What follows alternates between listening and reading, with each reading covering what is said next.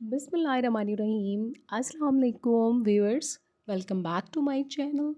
Have you ever felt confused about how to choose a strong research titles or wondered why some research proposals get accepted for international scholarships while others are rejected instantly? Welcome to this session. In today's video, I am going to guide you step by step on how to choose, refine, and reframe your research title in a way that makes it impactful, publishable, and competitive at university level. Whether you are a student working on your university research projects, a scholar planning to apply for fully funded scholarship, or any academicians designing your next publication, this lecture is designed specifically for you. In this lecture, I will also show you how to use top academic databases like Science Direct, Springer Nature, and Wiley Online Library to identify research gaps, analyze trends, and transform a simple idea into a powerful research titles. What is the reason behind this? The reason behind this is that your research title is not just a heading. It's your first impression, your research identity, and sometimes even the decision maker of your success. So let's get started and turn your research idea into something truly impactful. तो इसके लिए हमने क्या करना है, इसके लिए आपने सिंपली आपने गूगल प्लेटफॉर्म पे जाना है और यहाँ से जाकर आपने सबसे पहले आपने साइंस डायरेक्ट की साइट पे मैं आपको लेकर जा रही हूँ। आपने सबसे पहले साइंस डायरेक्ट की साइट पे चले जाना है और यहाँ से आपने साइंस डायरेक्ट पर जाकर साइंस डायरेक्ट को सिंपली क्लिक करना है। तो फर्स्ट वन जो साइट आपके पास आ जाएगी, इसको आपने क्लिक कर देना है। यहाँ से जब हम इसको क्लिक करेंगे तो यहाँ पे देखें आपके पास एक नेक्स्ट वेबसाइट ओपन हो जाएगी। इस वेबसाइट से आप क्या करेंगे, यहाँ पर आप अपना एरिया डिफ़ाइन करेंगे।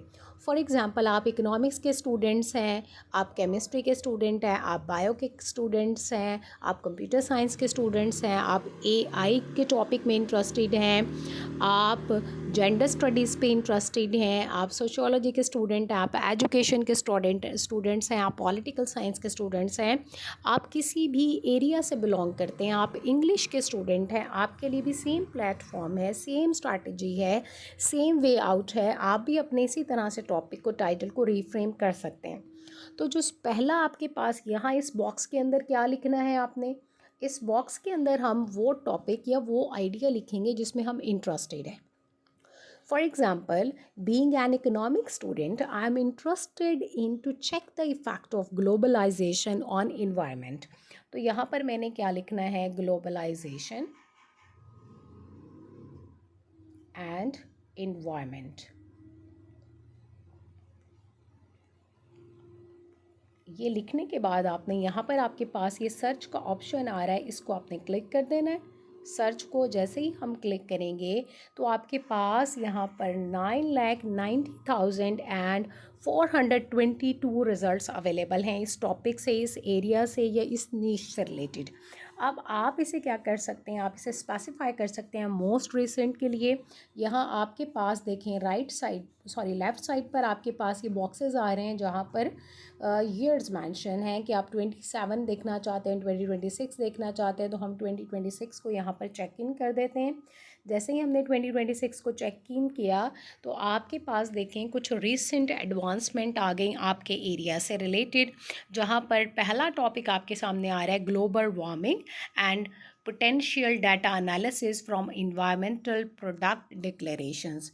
फॉर एग्जांपल अगर आप इस टॉपिक में इंटरेस्टेड हैं तो आप इस टॉपिक को क्लिक करेंगे इसको क्लिक करने के बाद ये आर्टिकल ओपन हो जाएगा। आप इसका एब्स्ट्रैक्ट या हाइलाइट्स देखेंगे कि क्या आप इस टॉपिक में इंटरेस्टेड हैं, इन्होंने किस तरह से वर्कआउट किया अपने टॉपिक को, क्या किस तरह से एनालिसिस किया, रिजल्ट्स क्या है और क्या स्ट्रैटेजिक प्लानिंग है इनकी। फर्दर हम इसको एक्सटेंड कर सकते हैं टॉपिक को या नहीं कर सकते हैं। जर्नल ऑफ क्लीनर प्रोडक्शन में, एल्सवेयर के जर्नल में ये रिसर्च टॉपिक या आइडिया जो है वो पब्लिश्ड है। तो यहाँ से हम ये टॉपिक या आइडिया इसको थोड़ा सा रीफ्रेम करके अपने एरिया के लिए यूज़ कर सकते हैं। अगर आप इसमें इंटरेस्टेड नहीं हैं तो हम बैक जाएंगे और इसी तरह से हम नेक्स्ट टॉपिक्स जो हैं वो सर्च करेंगे जिसमें भी हमें इंटरेस्ट है। फॉर एग्ज़ाम्पल नेक्स्ट आपके पास देखें एक पैनल डाटा एनालिसिस है, framework for financial development, global integration and environmental performance across industrial supply chains।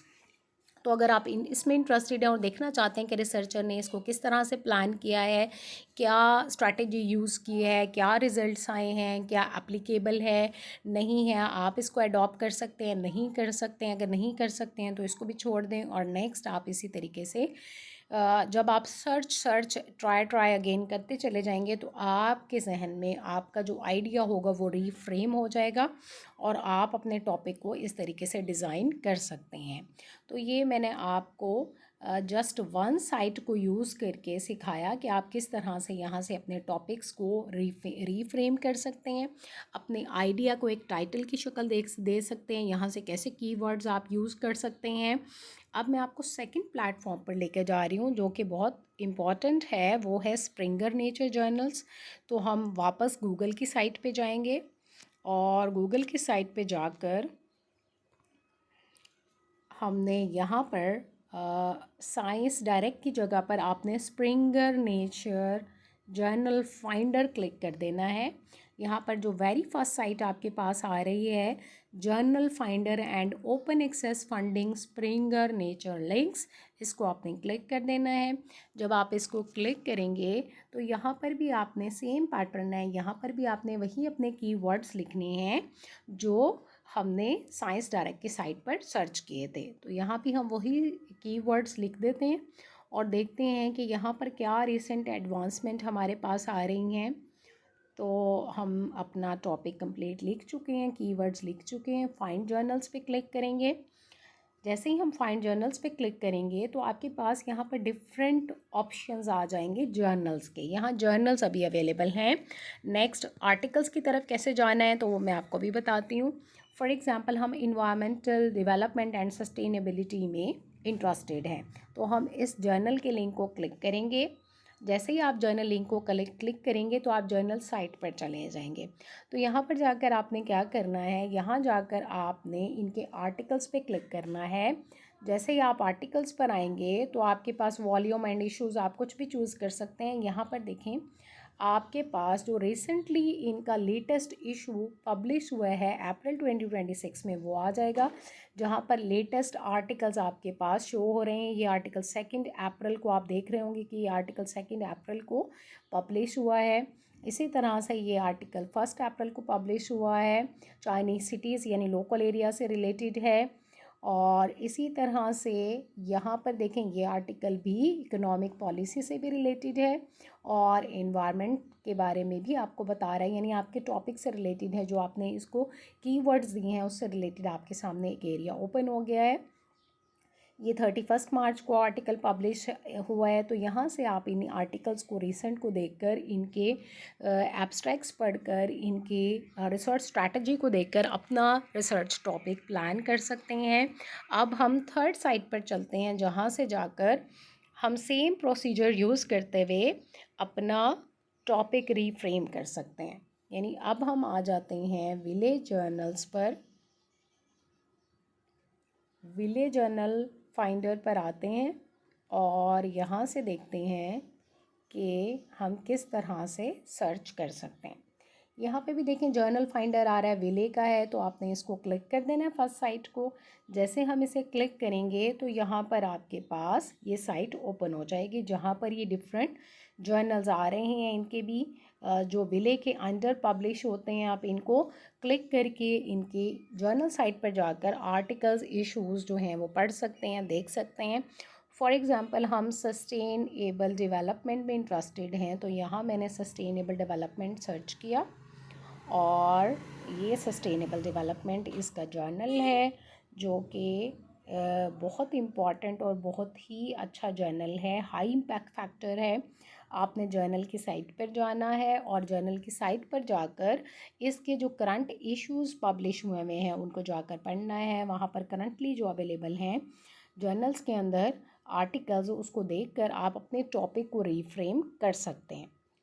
तो अभी मैंने आपको 3 डिफरेंट जो हैं वो मेथड्स को यूज़ करते हुए तरीका सिखाया कि किस तरह से आप अपने टॉपिक को रीफ्रेम कर सकते हैं। So in this video we have learned how to choose the right research topic, how to refine it into a strong and clear title, and how to use trusted academic platform correct Springer Nature and Wiley Online Library to support your research directions. Always remember, an effective research title is clear, focused, relevant, and aligned with current academic trends. It reflects not only your topic but also your understanding of the research problem. If you apply these strategies properly, significantly increase your chances of getting your research accepted, whether it is for university submission, journal publication, or international scholarship applications. अगर आपको ये lecture helpful लगा है तो इस lecture को या इस वीडियो को लाइक, शेयर और सब्सक्राइब करना मत भूलिएगा, ताकि आपको मज़ीद एकेडमिक गाइडेंस, रिसर्च टिप्स और कैरियर फोकस्ड कंटेंट जो है वो मिलता रहे। And if you need personalised guidance for your research topic और proposal, you can also reach out to me. Just comment and I will reach out to you and I will contact you through the email. I will share my email. You can contact me. Thanks for watching.